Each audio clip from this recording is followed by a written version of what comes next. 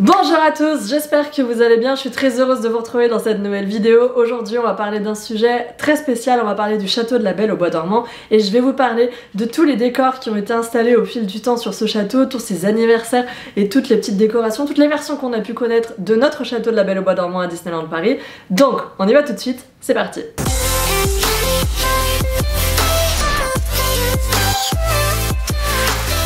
Alors, le château de la Belle au Bois dormant à Disneyland Paris, c'est clairement l'icône de la destination, forcément comme tout parc Disney qui se respecte, comme tout Magic Kingdom qui se respecte, mais c'est surtout vraiment un château unique parce que c'est, on va pas se mentir, le plus beau des châteaux Disney. C'est très chauvin, mais quand même, c'est clairement l'un des plus beaux châteaux des parcs Disney dans le monde et au fil du temps, il a connu plusieurs décorations, certaines très réussies, d'autres un peu moins, vous me direz ce que vous en pensez, mais j'avais envie de faire voilà, un petit récapitulatif des versions du château qu'on a eu depuis 1992 à Disneyland Paris, donc on y va. La première grosse décoration qu'il y a eu sur le château de la Belle au Bois dormant, c'était en 1993 pour le premier anniversaire du parc Disneyland. Cette décoration, c'est celle-ci, et c'est très kitsch, on est bien d'accord. C'était donc le château avait été transformé en espèce de gâteau géant, donc c'était très grossier, on n'était pas dans la finesse. Non, c'était waouh. Ça va que c'était les années 90, hein. Tu fais ça aujourd'hui, ça t'arrache les yeux quoi. Mais voilà, donc le premier anniversaire du parc Disneyland a été marqué par cette décoration là sur le château. Seul le toit et les flèches ont été sauvés, tout le reste a été recouvert du coup de cette décoration pleine de carton-pâte et surtout visiblement de crème chantilly, de fraises géantes, de bonbons et tout ce que vous voulez. C'est quelque chose qui a eu lieu exprès pour le premier anniversaire de la destination et il me semble qu'il y avait à peu près que ça qui était décoré du coup dans le parc à ce moment là, mais ça marquait le coup, hein. C'était waouh. Alors le truc, c'est ce qui est drôle, c'est que aussi grossière soit-elle, cette décoration a priori inspiré Walt Disney World quelques années plus tard, puisqu'en 1996, quand le parc a fêté ses 25 ans, ils ont transformé le château du Magic Kingdom de la même manière, ils ont fait ça. Et c'est pas parce que c'est en Floride du coup que c'est plus beau que chez nous, hein. Je sais pas ce que vous en pensez, mais voilà.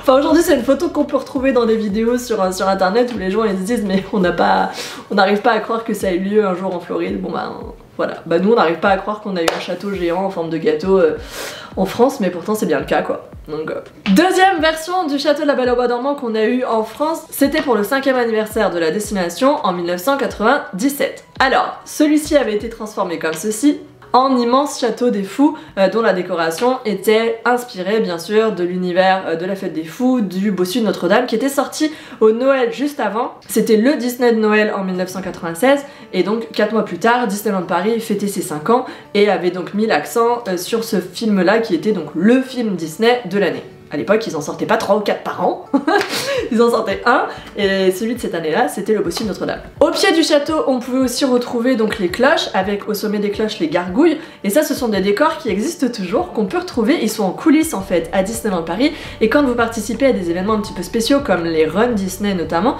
vous avez la possibilité de retomber, de redécouvrir ces décors-là, et même de poser avec. Moi c'est ce que j'avais fait lors de l'édition 2019 de la Run, je crois que c'était le 10 km, voilà, je les avais vus, et il me semble que j'avais vu aussi ces cloches pour l'édition 2018 du 5 km à Disneyland Paris.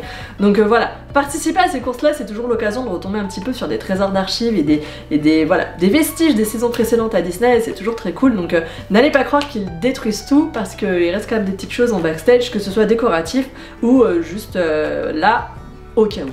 Troisième version du château, c'est pas vraiment une version parce que pour le coup cette année-là il s'est quasiment rien passé, enfin si, il s'est passé quand même quelque chose de majeur parce qu'on était en 2002 et que 2002 c'est bien sûr l'ouverture des Walt Disney Studios juste à côté du parc Disneyland. Petit rappel, l'ouverture des Walt Disney Studios c'est quand même clairement fait dans la douleur. En termes de budget, Disneyland Paris n'avait absolument pas le budget nécessaire pour pouvoir s'offrir un deuxième parc, mais ils étaient obligés de le faire parce qu'ils y étaient liés par la convention signée avec l'État français.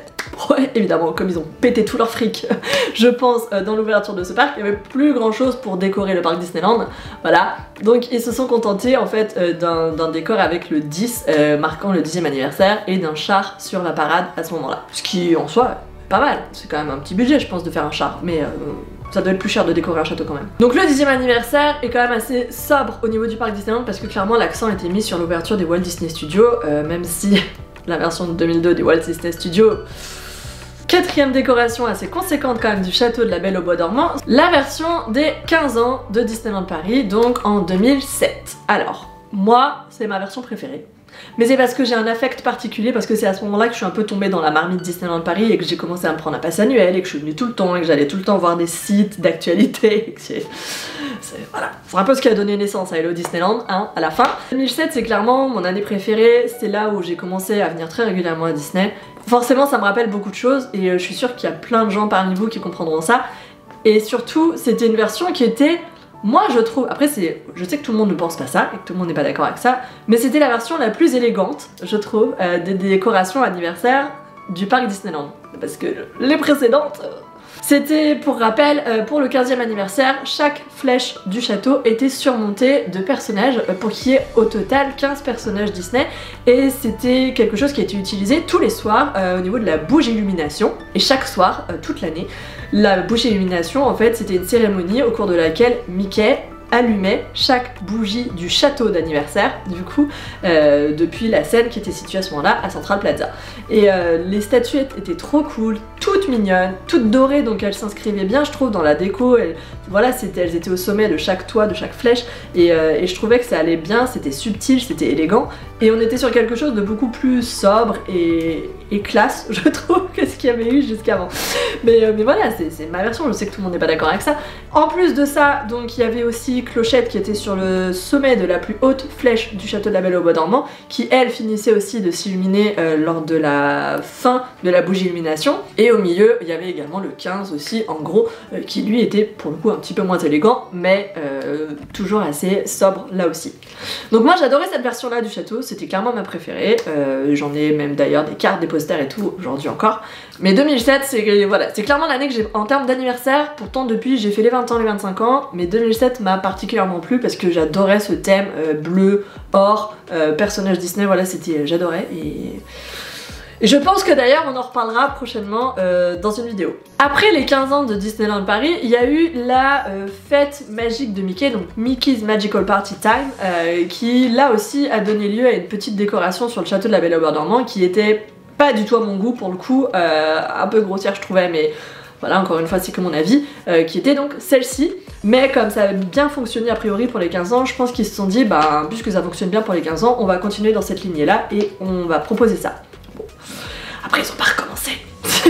Ça n'a pas dû plaire plus que ça.